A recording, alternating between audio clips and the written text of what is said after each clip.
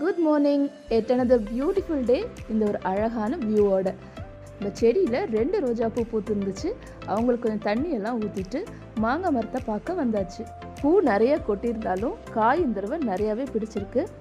மாங்காய் மட்டும் எவ்வளோதான் சாப்பிட்டாலும் ஆசையே தீராதில்ல. அதே டைமுக்குள்ளே நம்ம ஃப்ரெண்ட்ஸ் சாக்கோஸும் பட்டர்ஸ்காட்சும் வந்துட்டாங்க. ஸோ அவங்களுக்கு கொஞ்சம் பிஸ்கட் கொடுத்துட்டு, இந்த பூ பேர் என்னன்னு தெரியல, ஆனால் வாசலில் ரொம்ப அழகாக பூத்துருக்கு. கையோட கொஞ்சம் மாடி க்ளீன் பண்ணுற ஒர்க் இருந்துச்சுன்னு மாடிக்கு வந்தாச்சு. நம்ம வீட்டு பப்பாளி தோட்டத்தில் இன்றைக்கி ஒரு பழம் ஹார்வெஸ்ட் பண்ணியிருக்கோம். இது ரொம்ப சின்ன சைஸான பப்பாளி தான், ஆனால் சாப்பிட நல்ல டேஸ்டியாக இருக்கும்.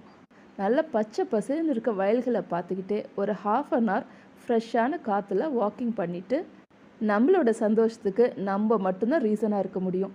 வேறு யாரும் நம்மளோட சந்தோஷத்தை கெடுக்கவும் விடக்கூடாது, எடுக்கவும் விடக்கூடாது. இந்த தாட்டோட கீழே வந்து டெய்லி ரொட்டீன் ஸ்டார்ட் பண்ணியாச்சு. ஆர்டிஃபிஷியல் கலர்ஸ் எதுவும் சேர்க்காம குங்குமப்பூ போட்டு சேர்த்து கொஞ்சம் கேசரி பண்ணிவிட்டு, கூடவே பழங்களும் சக்கரவள்ளி கிழங்கு அவிச்சு இன்றைக்கி மார்னிங் பிரேக்ஃபாஸ்ட்டை ஹெல்த்தியாக முடித்தாச்சு.